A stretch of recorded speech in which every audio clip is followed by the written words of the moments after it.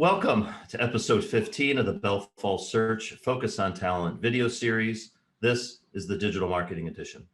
After meeting today's guest on a professional level several years ago, she's become a great friend and an advisor to me in many parts of my business. She is a proven marketer in the Northeast Ohio area with a pretty significant background in both e-commerce and content marketing. She is, in her spare time, she is also an adjunct instructor at Kent State University teaching a copywriting course. One of the key reasons I wanted to have her on today is that she's carved out a very unique role for herself, combining marketing, content, talent attraction, and retention all into one. And over lots of conversations over coffee, I've really become very interested and excited about what she's done at her current role. Please welcome Heidi Baumgart, Vice President of Marketing at Arborwear. Heidi, thanks for being here. Thanks for having me, Ron. Glad to be here. Yeah, no, I'm glad we could finally do this and really talk about all the things you've done over at Arborwear and share it with my listeners. So I appreciate your time. So to kick things off, to improve upon my, rudimentary introduction of you and your background, can you talk about, how you got started, how your career's evolved from the beginning to where you're at today, and tell me a little bit more about Arborwear and what you guys do. Mm-hmm. Sure. So I've reinvented my career a lot of different ways. And it kind of starts even in high school. I was involved in a lot of student organizations, and into college, I was involved in a ton of student organizations and was majoring in advertising, but had done some marketing and done some event planning and had done some leadership there. And my first opportunities in the general marketing space, I actually went by way of ad agencies. So I came in first with a direct-to-consumer client-based ad agency, Rosenberg Advertising, on the West Side, and had interned there, and then went on full-time in account service. To my copywriting teacher's dismay, I went into account service first. And then I moved on to another agency that was very business to business. And all of our customers were businesses selling to other businesses, actually in the green industry, in insecticides and rodenticides and herbicides and all kinds of crazy stuff like that. So somewhere along that way, I actually got married and planned my wedding and started doing wedding coordination. So for about 5 years in the middle of my marketing career, I actually was an entrepreneur, and I owned my own event planning business, doing about 100 weddings and mitzvahs and other events in Northeast Ohio, which was an amazing experience for so many different reasons. But I really missed marketing. So I came back to marketing client side.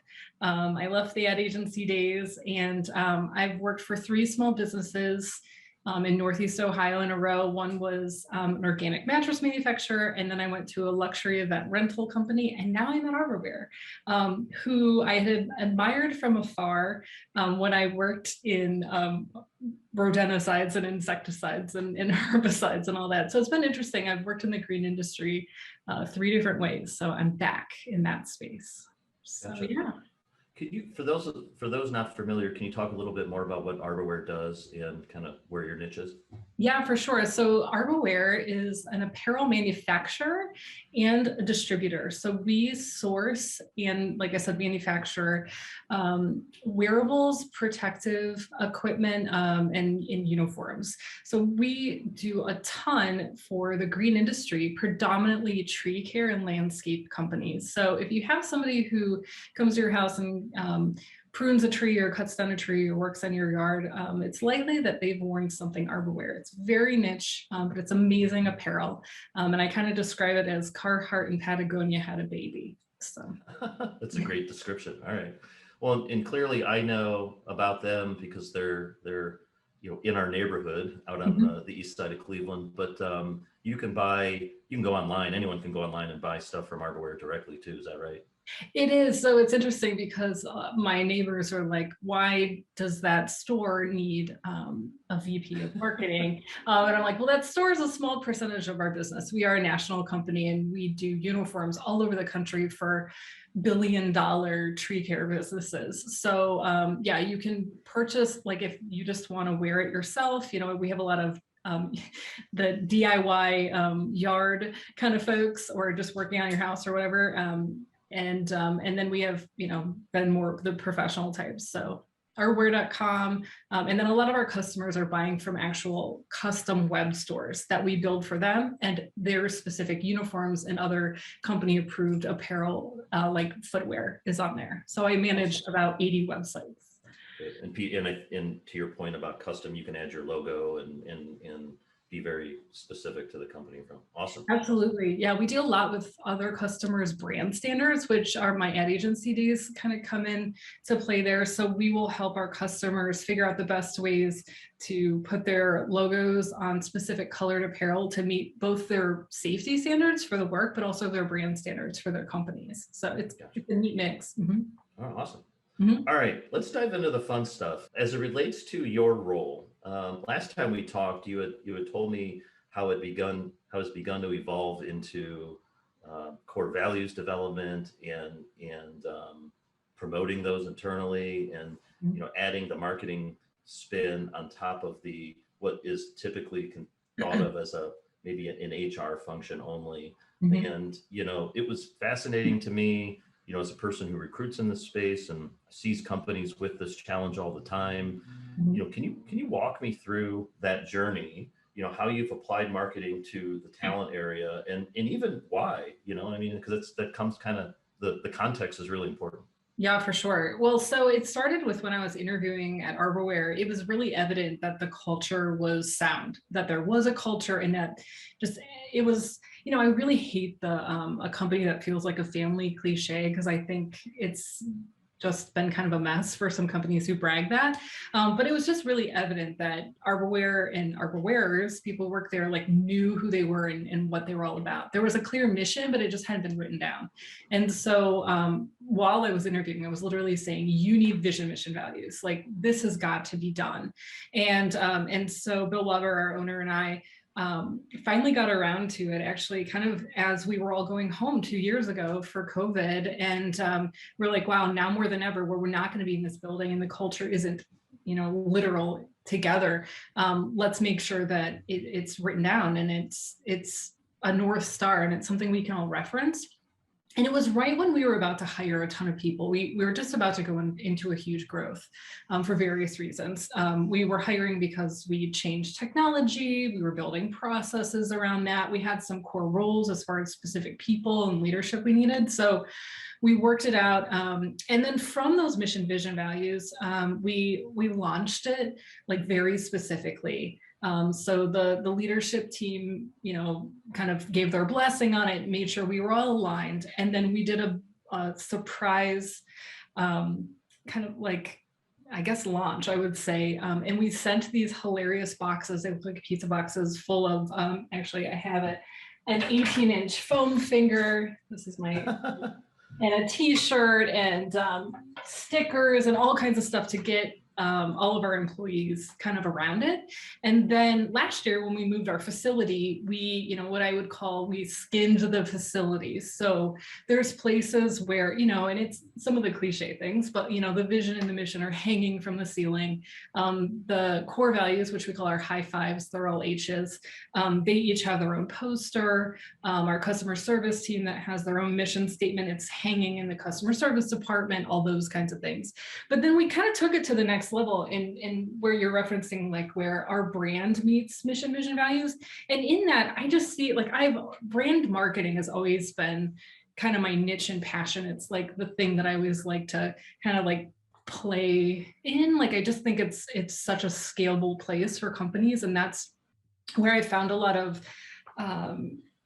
both inspiration, but just a lot of legs, I guess, like concept legs around recruiting. So we made sure that like every little detail in the building if you were experiencing it in person, and then some places online. So our social media accounts, LinkedIn, our web page, like they all like spoke in this core value and mission vision language. I mean, and it's down to, we named all the conference rooms and all of the spaces in the building a certain way, and it's all part of the tour, and it all tells our story as you walk around the building in person, or, it's down to, in a job description, it's very clear about mission, vision, values, and like what our values are. So you have a sense of, what you're getting yourself into or not. And it's not just saying we're like a family. And so, it's been, it's just been gangbusters, frankly. We didn't have any trouble recruiting last year. Yeah. We hired, something like 40 people for, various seasonal and full-time roles. And it's because I think we were really clear about who we are and what we expect, and people appreciate that. So. Well, in this market, I can attest how hard it's been to recruit, especially over the last 12 months. So the fact that you've had that much success is a testament to that. So good for you. Will you share the 5 H's? Yeah, it's helpful, happy, humble, honest, and hardworking.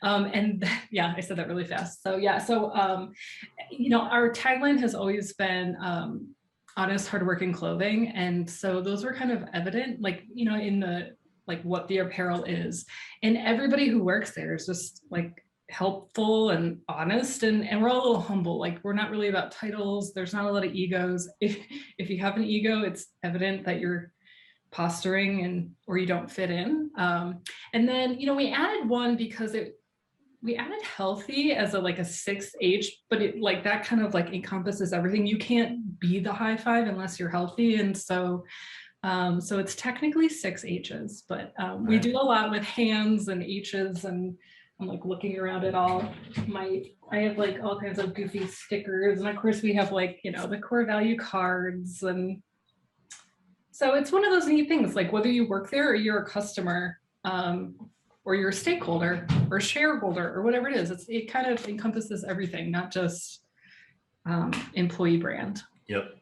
So highly creative, very impactful, embedded in everywhere, that everywhere physically in the company and on the website and with your clients, then so that's one half of it, right? Coming up with the great core values and marketing them internally is one thing, and you've talked a little bit about how you guys kind of accepted them and used them. Can you give some specific examples, and maybe say in the recruiting process or even in the candidate evaluation process, how you incorporate the core values into them? Because to me, that's the secret sauce. Definitely. And I'm always saying things like, you have to hire on brand. And, and so like operation and warehouse are like, well, I'm not marketing. You're like, yeah, but you're part of the brand. We're all part of the brand. So we have been really conscientious to evaluate people related to the values, but we also, before I get into that, like, I think we also have to watch that people are value aligned, but not having a bias of like that, that whole like, oh, these people are like me, and just hiring a bunch of people like us and then you have like almost like an echo chamber where it's just a bunch of people who are very similar, and then we don't challenge the status quo, which is one of the subsets of our core values, is challenging the status quo. So, I think some of the ways we've done it, one, just generically, it's in every job description. So it's in there, as far as expectation. And then whenever we're using any kind of form for applications, so we have a cohort of interns, and we hired something like 20 interns last year. So it's always a question on there, and it says, which core value do you most relate to and why? And so they just have to write a little short answer. And it's always the first thing I look at in the application before I even look at the cover letter or the resume, because I think it's just kind of interesting how they take it. And if they really thought about it, or they just say, oh, I'm hardworking and like hire me. And it's interesting too, how we've, like as people come on to see which core values they actually emulate. And then of course, we're asking some of the questions in the interviews, like, hey, based on, our core values and our vision and mission, like, again, I always say things like, what sings to you? Like, what do you relate to and why? And or I also ask them, some of my favorite questions are like, tell me about a time when you had to be honest and it was hard. Tell me about a time when, you know, you went above and beyond and helped somebody. So oftentimes, you know, you can interview folks and only talk about the core values and not even talk about the job description, because you can, you know, we always feel like it's hard to, you know, change people. You can always train them for whatever the role is, but you can't change if they're hardworking or humble. So Yeah, no, I agree. No, that's fascinating. You know, I quite often in a lot of the companies I've either worked in or worked with, you know, marketing and talent don't necessarily interact, or when they do, it's more about how do I get this job posting out there in a different place or a better place? So how do I write it differently? But then the full integration of developing the core values and adding them into how you recruit and retain. I'm telling you, you guys are light years ahead of many other companies out there. So I appreciate that, because you got like, I don't know, I'm kind of like in this bubble and I don't that's no, like that's why I wanted to talk about it, because I think it's such a massive competitive advantage. And you know, if you ever want to start a company around it, just let me know.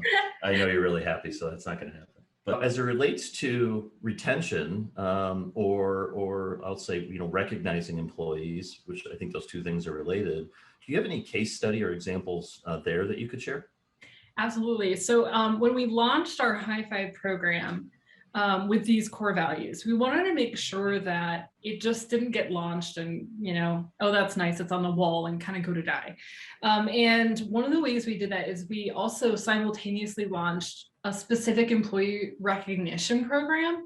And it's pretty simple, but there's an actual Google form that, you know, you can just open the form and fill it out. And then we also actually have like little pads of paper where you can, I don't know if I can see that very well. Yeah, we have these pads of paper, and you can recognize anybody for either living the core values. So it's just, I mean, maybe it's part of your job, but like actually living the core values. Or of course, a lot of employee recognition programs are like recognize when somebody goes above and beyond, whatever it is. And so people filled this form out, you know, for lots of reasons. And then we have an all hands meeting, usually every Monday morning. And we will actually announce all of these. So every Monday, there's at least a couple, which is kind of nice. And it'll be, sometimes it's managers giving it to their direct reports. Sometimes it's peer-to-peer. Sometimes it's, you know, an intern giving it to the owner. Like there's no kind of hierarchy to any of this. But then once you get your high five, it's on a Google Slides deck that is posted in our Basecamp. We use Basecamp as like our intranet and in our water cooler talk. And so it's on there. So you can go back and look at every single high five ever given and kind of see, you know, what's happened. And then actually it was kind of fun. I ran some numbers and I saw like which departments gave the most to whom, who gave the most within their departments, who gave the most outside of their departments, all that kind of stuff. So that was kind of neat. And then we're hoping here in the near future, I don't want to give anything away to any Arborwears, but we're hoping to host the Graddies, so a gratitude style employee appreciation event where anybody who's given or received high fives earns different ways to earn other things. So a little bit of a tease for the event idea. But then there's also folks who've earned like several different high fives. So maybe somebody who's earned all 5 of the core values, and so they'll be recognized for different reasons. We have little buttons for every time you earn one. You like, so if you get the happy high five, you'll get the little button. I've put all, well, and I stopped doing this. Crash. I started putting my buttons in foam hand, so that's what that is. So every time you earn one, you know, you can kind of keep them. So it's been a neat program. And because we announce them every Monday, people tend to remember to give high fives. But then we also have a trigger in our Basecamp system that once a month, it's like, have you given anyone a high five? And it gives you the forum. And it's just enough frequency to keep the program alive. And it's really fun to hear what other people are up to, or how people helped each other, or who people are. It's really helped me get to know my coworkers. You know, and some of them are cliche, like, I got a flat tire and my colleague helped me, like high five. And then, you know, some of them are, you know, we get customer reviews and, you know, so-and-so really helped me out. And then other ones are like, you know, this person realized I was struggling with this software and like built me a training course, and you know, or whatever it is. There's all these different ways that people have helped each other, and it's kind of neat. It's been really rewarding as far as obviously as far as employee recognition. But one of the things I learned too is that people have preferred methods of appreciation, and in that I have some folks on our team who do not want to be given a high five. Like they don't want to be put on the, like, on the spotlight kind of thing, or they're afraid to give high fives because they don't want to, like, they're a little afraid of public speaking, so they don't want to have to announce it. They don't want to have to read their own. So we've worked around that a little bit. Like in our morning meetings, we've made it so like you can ask the high five committee to read it for you. So that's been one of those nice things. But then we've also been working with managers on finding out what people's preferred method of appreciation is. And maybe it's just, you know, acts of service or quality time. And it's, please do not announce my name and give me a high five. So it's been kind of a neat way to explore how people like to be appreciated. And it's all part of our retention strategy.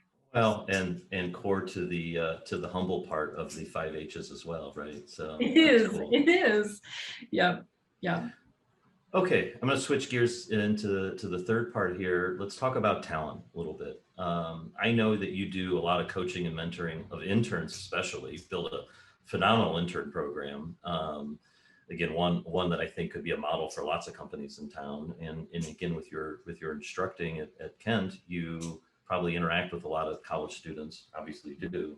What advice would you give to somebody, you know, about to, you know, complete college and enter into the workforce around how to, you know, put themselves in the best position to look for a role or interview, you know, or have the right skill set? Well, I would say that we've had a lot of success with our internship program because we've gone to career services and said, help, can you post this job, posting who are your best students? And they know exactly who they are. And the recommendations we've received from career services are people who have been excellent interviewers, or we did hire, or not only did we hire for the internship program, we kept them on full time and now they're full-time staff. And so I would tell students, get to know your career services people, because a lot of these universities are fighting, like their main mission essentially is to make sure that students get jobs after graduation. That's a university's job these days. It's not just to enlighten us for, you know, liberal arts education. It's to make sure we get jobs and to be competitive.